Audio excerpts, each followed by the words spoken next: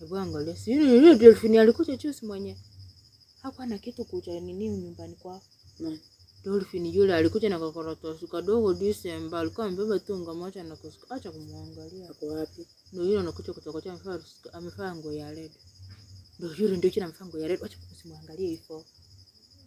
Chifanye unaangalia tu hivi, chifanye unaangalia hivi alafu utaona amevaa nguo ya red.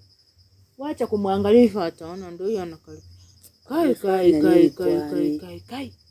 Anabeba mpaka maandisi kwenda Nairobi. Angalia kuna watoto wanatoka nyuma na andisi na bisukari. Mtu akienda kwao lazima anabeba vyakula. Alikuja na karatasi kadogo, mtu anatoka Nairobi na kitu kadogo alafu narudi.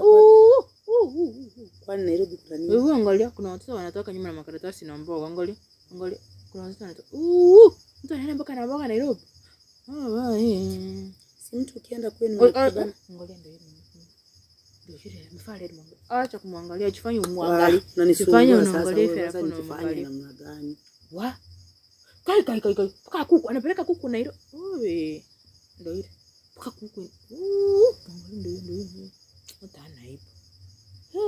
Unajua kama anasemangi eti akona bwana Nairobi. Kama akona bwana Nairobi anasacha mamake mtoto. Ndio anakuja simwangalie.